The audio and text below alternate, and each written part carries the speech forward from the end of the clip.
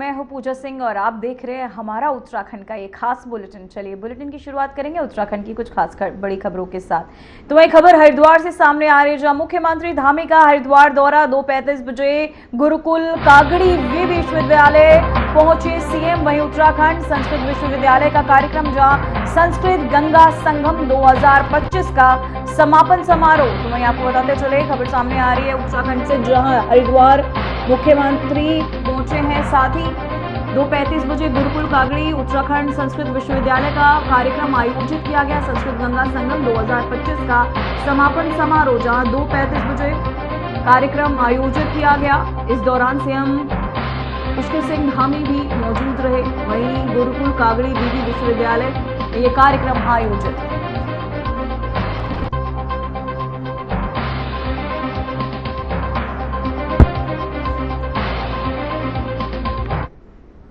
तो वहीं मुख्यमंत्री पुष्कर सिंह धामी देहरादून में आयोजित उत्तराखंड लोक विरासत 2025 कार्यक्रम में मुख्य अतिथि के रूप में सम्मिलित हुए। इस मौके पर उन्होंने कहा कि उत्तराखंड लोक विरासत मात्र एक सांस्कृतिक आयोजन नहीं है, बल्कि ये हमारी पहचान, हमारी परंपरा और हमारी जड़ों का उत्सव है। मुख्यमंत्री ने कहा कि उत्तराखंड की लोक संस्कृति सदियों पुरानी समृद्धि धरोहर है और हमारे लोक नृत्यों, लोक गीतों, वेशभूषाओं और लोक कलाओं और पर्व त्योहारों में हमारा जीवन, हमारी भावनाएं और हमारी सामाजिक व्यवस्था गुथी हुई है। उन्होंने ये भी कहा कि झोड़ा, छपेली, चाचरी, पवारी जैसे लोकगीत व नृत्य सिर्फ कलात्मक अभिव्यक्ति नहीं है, बल्कि सामूहिक प्रेम, वीरता और समाज की संवेदनाओं के प्रतीक है।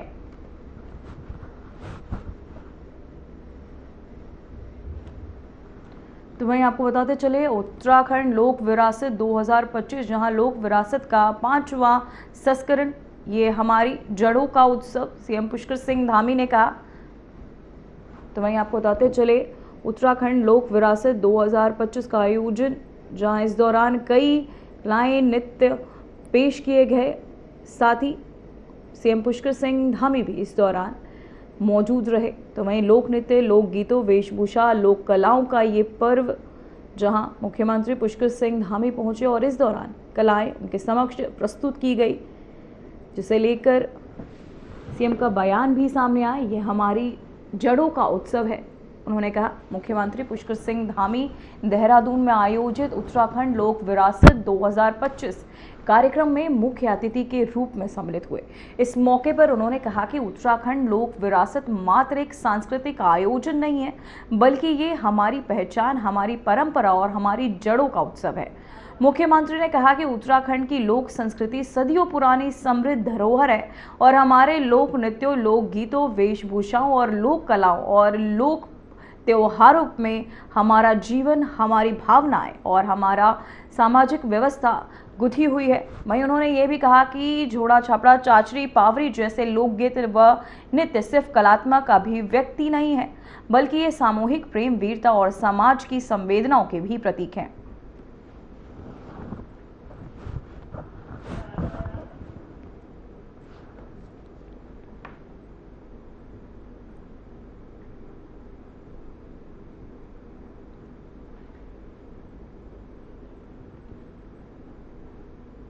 तो वहीं मुख्यमंत्री पुष्कर सिंह धामी ने कहा कि उत्तराखंड में सहकारिता से समृद्धि का मॉडल तेजी से सफल हो रहा है। इसी कड़ी में गोपेश्वर सहकारिता मेला एक सशक्त उदाहरण बनकर उभरा है। मेले में महिला स्वयं सहायता समूह में आपको बताते चले कई लाख की रिकॉर्ड बिक्री कर आर्थिक आत्मनिर्भरता और महिला शक्ति का मजबूत संदेश भी दिया।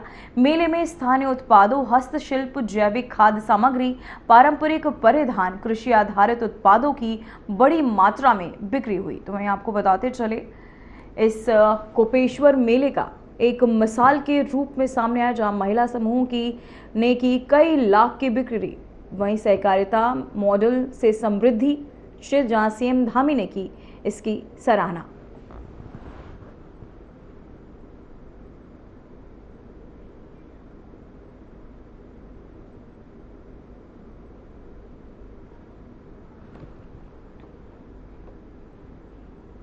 तो वहीं देहरादून से खबर सामने आ रही है, जहां गन्ना किसानों को सीएम की बड़ी सौगात। गन्ना मूल्य में 30 रुपए प्रति क्विंटल की बढ़ोतरी।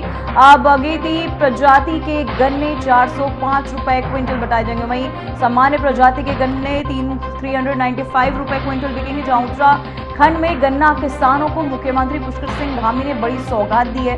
राज्य सरकार ने गन्ना मूल्य में 30 रुपए प्रति क्विंटल की बढ़ोतरी को मंजूरी दी है। वहीं आपको बताते चले, ये निर्णय आगामी पेराई सत्र के लिए किसानों की आय बढ़ाने और गन्ना उत्पादन क्षेत्रों को मजबूत करने के उद्देश्य से लिया गया।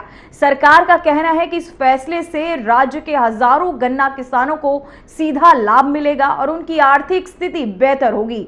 वहीं मुख्यमंत्री ने कहा कि किसानों को उपज का उचित मूल्य दिलाना सरकार की प्राथमिकता है। तो वहीं आपको बताते चले, सीएम धामी ने दी बड़ी किसानों को गन्ना मूल्य में बढ़ोतरी। सामान्य गन्ना 395 रुपए हुए। तो वहीं आपको बताते चले, बड़ी खबर सामने आ रही है, जहां सीएम धामी की ये बड़ी सौगात।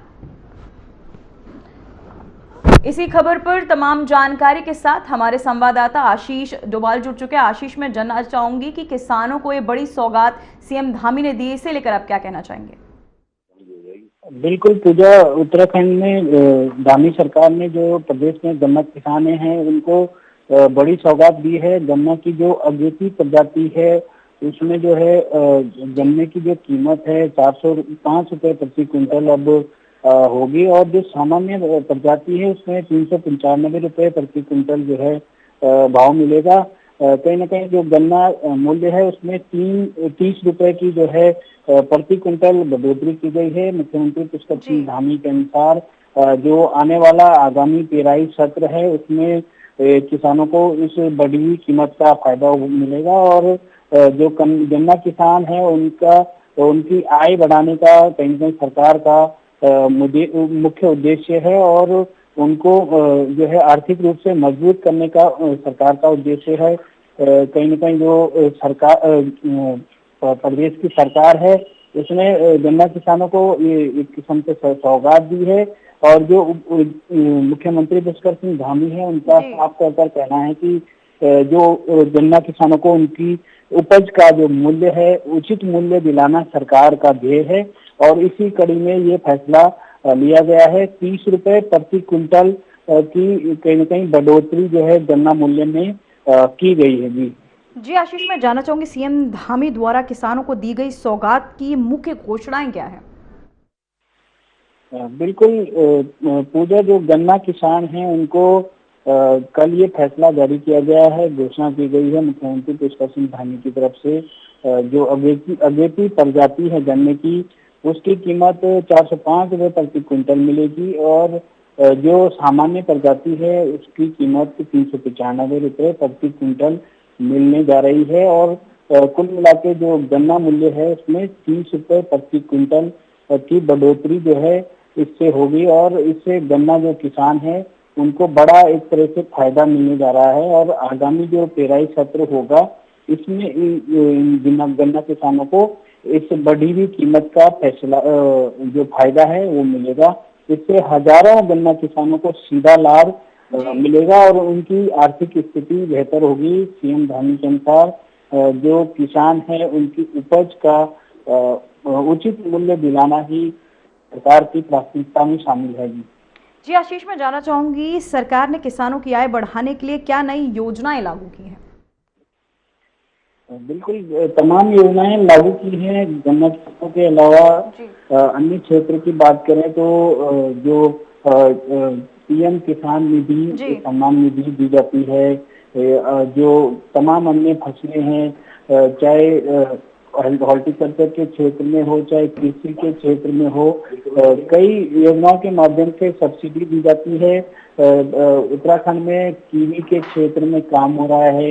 एप्पल मिशन के तहत तमाम जो पहाड़ी क्षेत्र हैं वहाँ पर बगीचे लगाए जा रहे हैं, और उसमें सब्सिडी भी 60% और इससे पहले 80% सब्सिडी जो है किसानों को दी जा रही थी, और इससे कहीं ना कहीं जो किसानों की आय है वो दोगुनी करने का जो है सरकार का फैसला है। और ऐसी तमाम योजनाओं से प्रदेश के किसानों को फायदा दिया जा रहा है, चाहे वो पेस्टिसाइड हो, चाहे हॉर्टिकल्चर से खेती से जुड़े हुए तमाम जो खादें हो, चाहे बीज हो, उसमें भी जो है सब्सिडी सरकार द्वारा दी जा रही है। जी आशीष, मैं जानना चाहूंगी इस सौगात जब किसानों को मिली तो उनमें क्या उत्साह देखा गया, किसानों का क्या कहना है? बिल्कुल, किसान इससे उत्साहित हैं और जो इनकी दर है उसमें कहीं ना कहीं सीधे तौर पर 30 रुपए प्रति क्विंटल का जो फायदा जो सरकार देने जा रही है, उससे उनको उनकी जो आय है उसमें जो है बढ़ोतरी होगी और सीधे तौर पर उनमें जो है खुशी की लहर है, क्योंकि उत्तराखंड के जो मैदानी क्षेत्र हैं, पहाड़ी क्षेत्रों में तो गन्ने की पैदावार नहीं की जाती है, लेकिन जो तराई का क्षेत्र हो, चाहे मैदान का क्षेत्र हो, देहरादून, विकास नगर, हरिद्वार है और दमसिंह नगर है, नैनीताल के तमाम क्षेत्र हैं जहाँ पर बड़े स्तर पर गन्ने की खेती की जाती है, तो उस क्षेत्र के किसानों में खुशी की लहर है। वो कहीं न कहीं प्रदेश सरकार का जो है धन्यवाद कर रहे हैं। जी आशीष का बहुत बहुत धन्यवाद, लेकिन हम अगली बार भी अगली खबर पर भी आपका रुख करेंगे, बने रहिए हमारे साथ। तो वहीं देहरादून से खबर सामने आ रही है, यूकेएसएससी पेपर लीक मामला, सीबीआई ने बॉबी पवार को किया तलब। बेरोजगार संघ के पूर्व अध्यक्ष है बॉबी पवार, पेपर लीक मामले में पूछताछ करेगी सीबीआई। तो वहीं आपको बताते चले, देहरादून में यूकेएसएससी पेपर लीक मामले की जांच एक बार फिर तेज हो गई है। सीबीआई ने इस मामले में बड़ा कदम उठाते हुए बेरोजगार संघ के पूर्व अध्यक्ष बॉबी पवार को तलब किया। सूत्रों के मुताबिक सीबीआई टीम बॉबी पवार से पेपर लीक प्रकरण में भूमिका और संबंधित जानकारियों को लेकर विस्तृत पूछताछ करेगी। जांच एजेंसियां बीते कुछ दिनों से इस केस से जुड़े कई पहलुओं को दोबारा खंगाल रही है, ताकि पूरे नेटवर्क और गड़बड़ी की कड़ियों को स्पष्ट किया जा सके। वहीं प्रकरण में कई अधिकारियों, अभ्यर्थियों और बिचौलियों से पूछताछ हो चुकी है। अब बॉबी पवार को तलब किए जाने के बाद जांच एक नए चरण पर प्रवेश करती दिख रही है। तो मैं आपको बताते चले, यूकेएसएससी पेपर लीक का यह मामला, जहां बॉबी पवार को किया गया तलब, सीबीआई ने किया बॉबी पवार को तलब। इसी खबर पर एक बार फिर से हमारे साथ जुड़ चुके हैं आशीष डोभाल। आशीष, मैं जानना चाहूंगी, सीबीआई ने बॉबी पवार को तलब क्यों किया है, उनके खिलाफ क्या नए आरोप लगे हैं? पूजा, बिल्कुल आरोप पुराना है उन पर। जो यूके जो पेपर लीक मामला सामने आया था 21 सितंबर 2025 को, जो पेपर हुआ था स्नातक स्तरीय पेपर, उसका जो 11 प्रश्न पत्र थे वो कहीं ना कहीं सोशल मीडिया के माध्यम से एक जो प्रोफेसर सुमन है उनको जो अरेस्ट भी अभी तक सीबीआई कर चुकी है, प्रोफेसर सुमन ने बॉबी पवार जो पूर्व अध्यक्ष हैं उत्तराखंड बेरोजगार संघ के, उनको व्हाट्सएप के माध्यम से भेजा था और उसके बाद उन्होंने प्रेस वार्ता करके सभी मीडिया को और सोशल मीडिया में ये जो है पेपर तैरने लगा था। तो इसी को लेकर के बॉबी पवार से सीबीआई पूछताछ कर रही है और सीबीआई टीम ने जो है बॉबी पवार को आज अपने जो इंदिरा नगर में कार्यालय है वहां पर तलब किया है। अब देखना होगा कि उससे क्या क्या पूछताछ सीबीआई जो है बॉबी पवार से करती है। कहीं ना कहीं उन पर ये आरोप है कि उन्होंने शासन प्रशासन को बताने की बजाय पत्रकार वार्ता कर सीधे सोशल मीडिया और तमाम मीडिया माध्यम से इस मामले को एक सनसनी बनाकर पेश किया था। आपको बता दें कि हरिद्वार के एक केंद्र से जो है जो आरोपी है मोहम्मद खालिद और उसकी बहन ने प्रोफेसर सुमन को एक प्रश्न पत्र भेजा था। कुछ उसमें प्रश्न थे, 11 प्रश्न थे और उसे सॉल्व कर वापस जो है प्रोफेसर सुमन ने मोहम्मद खालिद को भेजा था और इसके साथ साथ बॉबी पवार को भी भेजा था। और बॉबी पवार ने ये पूरा मामला जो है मीडिया को प्रेस वार्ता करके बताया था और इसके बाद कहीं ना कहीं पूरी जो परीक्षा है वो रद्द की गई। बाद में बेरोजगार संघ ने इसको लेकर धरना प्रदर्शन भी किया, कई दिनों तक परेड ग्राउंड में दिन रात आंदोलन जो है बेरोजगार युवाओं ने किया। और इसके बाद आरोप यही है कि आखिर बॉबी पवार ने वो प्रश्न पत्र शासन प्रशासन को देने की बजाय मीडिया में वायरल क्यों किया, इसी को लेकर के उनसे पूछताछ की जा रही है। और अन्य और कौन लोग इसमें शामिल हो सकते हैं उसको लेकर बॉबी पंवार से सीबीआई आज पूछताछ करेगी। अब देखना होगा कि बॉबी पंवार क्या क्या जवाब देते हैं और क्या क्या आरोप जो है सीबीआई उन पर लगाती है। जी आशीष, मैं जानना चाहूंगी पेपर लीक गिरोह में कितने लोगों की अब तक गिरफ्तारियां हो चुकी हैं? जी सुमन, अभी तक गिरफ्तारियों की बात करें तो प्रोफेसर सुमन को पिछले कुछ दिन पहले अरेस्ट किया गया था और इससे पहले जो मोहम्मद खालिद है और उसकी जो बहन है, कुल मिलाकर 3 लोगों की अरेस्टिंग हो चुकी है। और जो है बॉबी पंवार को पूछताछ के लिए आज बुलाया गया है। इसके अलावा अन्य किसी व्यक्ति की अभी तक अरेस्टिंग नहीं हुई है, पूछताछ की जा रही है। अब ये देखना होगा कि गिरोह की कड़ियां कहाँ तक जुड़ी हुई थी, एक ही सेंटर पर नकल हो रही थी या और भी सेंटर पर नकल हुई होगी, इसकी जांच की जा रही है। हालांकि ये जो परीक्षा है वो दोबारा आयोजित की जा रही है और वो रद्द हो चुकी है, लेकिन फिर भी ऐसी नकल करने की कोशिश ऐसे आखिर कैसे की गई, उसी को सीबीआई खंगाल रही है। अब देखना होगा कि क्या क्या सीबीआई अपने फैसले में जो है सामने लाती है और क्या क्या पूछताछ जो है बॉबी पंवार से की जाएगी। जी आशीष, मैं जानना चाहूंगी क्या बॉबी पंवार मामले का मास्टरमाइंड है? नहीं, ऐसा तो नहीं कह सकते, लेकिन बॉबी पंवार ने जो एग्जाम पेपर उनके पास प्रोफेसर सुमन ने भेजा था उसे उन्होंने जो है मीडिया के सामने रखा है, लेकिन उसने नकल करवाने में कैसे शामिल हो सकता है, ये अपने आप में सवाल है। उसने सिर्फ मीडिया के सामने ये प्रश्न पत्र रखा था। जो एग्जाम कर रहा था वो मोहम्मद खालिद था। उसने प्रोफेसर सुमन के माध्यम से जो है इस पेपर को सॉल्व किया भी है या नहीं किया है, ये भी अपने आप में अब सवाल बना हुआ है, क्योंकि उसे तुरंत जो है उसके बाद पुलिस ने अरेस्ट कर लिया था और सीबीआई ने भी उसकी बहन और उसे जो है बाद में दोबारा गिरफ्तार किया। जी आशीष, आपका बहुत बहुत धन्यवाद तमाम जानकारी के लिए। तो वहीं हरिद्वार में 2027 कुंभ की तैयारियों को लेकर संत समाज खुलकर नाराज हो गया है। आरोप है कि प्रशासन ने कुंभ आयोजन को लेकर सिर्फ अखाड़ों से बातचीत की, जबकि आश्रमों में रहने वाले स्थानधारी साधु संतों को पूरी तरह नजरअंदाज कर दिया गया। भारत सेवाश्रम में संतों की बड़ी बैठक हुई, जिसमें कुंभ की तिथि और तैयारियों पर आश्रमों से कोई राय लेने पर कड़ी आपत्ति जताई गई। तो वहीं आपको बताते चले, इस बैठक में संत समाज ने एक ऐतिहासिक घोषणा करते हुए कहा कि अब अखाड़ा परिषद की तर्ज पर अखिल भारतीय आश्रम परिषद का गठन किया जाएगा, ताकि कुंभ जैसे विशाल पर्व में आश्रमों की आवाज भी बराबर सुनी जाए और उनकी भागीदारी भी सुनिश्चित हो सके। वहीं महामंडलेश्वर यतीनानंद गिरी ने स्पष्ट कहा कि कुंभ सिर्फ अखाड़ों का ही नहीं, सभी साधु संतों का पर्व है। करोड़ों श्रद्धालुओं की सेवा आश्रम करते हैं, इसलिए सरकार को सभी को समान अधिकार और सम्मान देना ही होगा।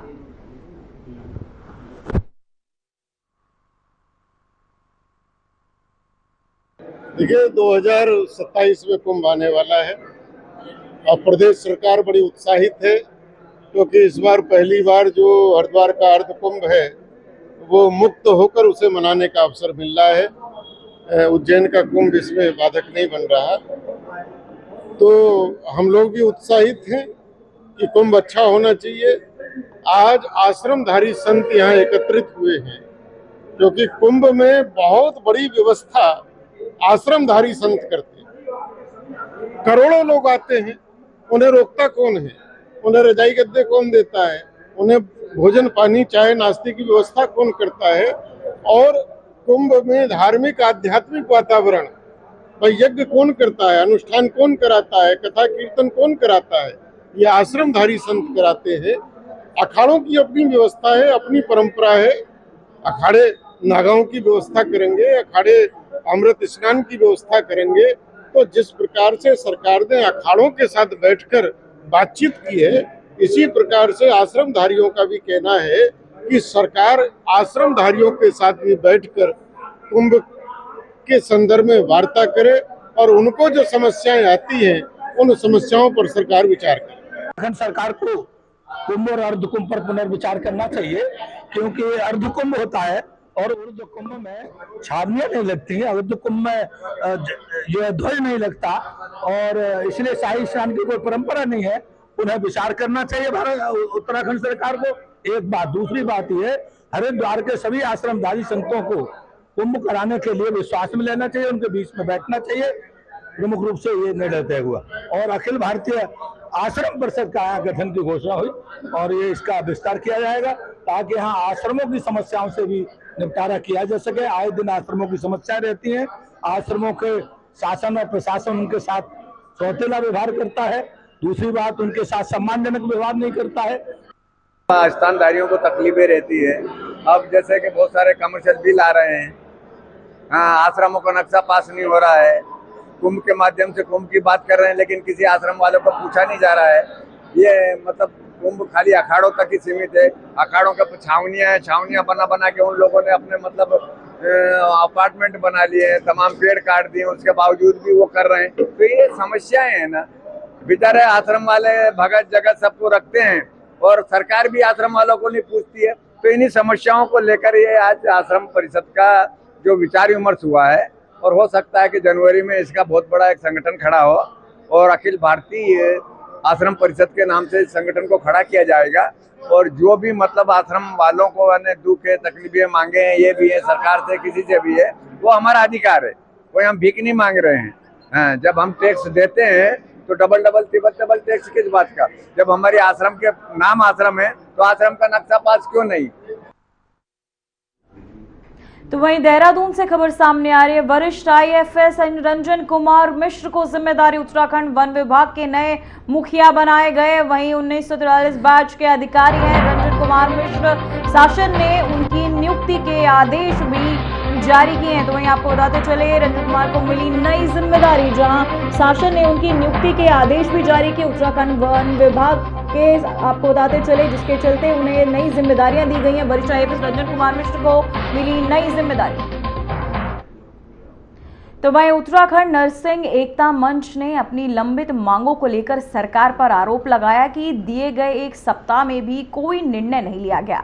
सचिवालय घेराव और ज्ञापन देने के बाद मंच ने अब 5 दिसंबर से अनिश्चितकालीन धरने की घोषणा की है, जिसमें प्रदेश भर से नर्सिंग स्टाफ शामिल होगा। उनकी प्रमुख मांगों में भर्ती पोर्टल बंद करना, वर्षवार भर्ती लागू करना, शिक्षा और स्वास्थ्य विभाग की संयुक्त भर्ती निकालना, IPHC मानकों के अनुसार नियुक्तियां कराना और ओवर एज अभ्यर्थियों को आयु छूट देना शामिल है। नर्सिंग स्टाफ ने चेतावनी दी है कि सरकार जल्द फैसला ले, अन्यथा आंदोलन तेज किया जाएगा।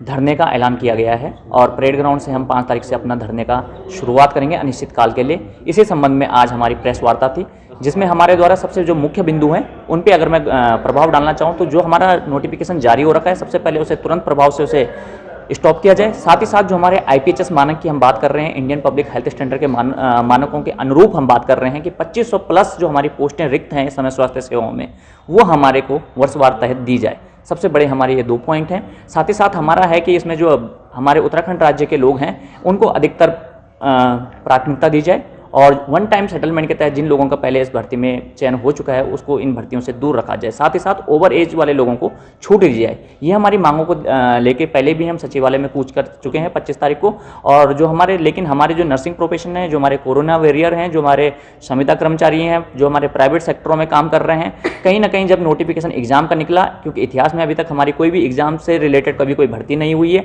और उसके नोटिस निकलने के बाद सभी अभ्यर्थी बहुत ही तरीके से निराश और हताश हैं। और इसी संबंध में अगर मैं बात करूं तो हमारे द्वारा एक RTI के तहत जो जानकारी मांगी गई थी, तो ये बात कर रहा हूं मैं सिर्फ आपके हल्द्वानी सुशीला तिवारी राजकीय चिकित्सा हॉस्पिटल्स की, जहां पे अगर आप देख सकते हो तो इसमें साफ लिखा गया है कि वहां पे अभी जो पदों की संख्या रिक्त है वहां पे 426 नर्सिंग प्लस 21 सीनियर के लोगों की वहाँ पे रिक्त है। एक ही हॉस्पिटल की अगर मैं बात कर रहा हूँ तो सोचिए इस समय एक हॉस्पिटल में जब 450 हमारे पद अभी रिक्त हैं, तो हमारे तमाम नर्सिंग मेडिकल कॉलेज में हमारे कितने पद रिक्त हैं, चाहे दून की हम बात करें, चाहे वो फिर हरिद्वार की हम मेडिकल कॉलेज की बात करें, रुद्रपुर मेडिकल कॉलेज की बात करें, तो कम से कम जो IPSS मानक की हम लगातार बात कर रहे हैं, इंडियन पब्लिक हेल्थ स्टैंडर्ड के हम मानक की बात करें, तो 2500 पदों पर हमारी सीधी भर्ती हेतु वर्षवार का नोटिफिकेशन निकले। इन्हीं मांगों के तहत, मुख्य मांगों के तहत 5 दिसंबर से अनिश्चित काल के लिए हमारे नर्सिंग एकता मंच बैनर तले धरने का आह्वान किया जाता है। फिलहाल उत्तराखंड की खबरों में इतना ही। मुझे दीजिए इजाजत। नमस्कार।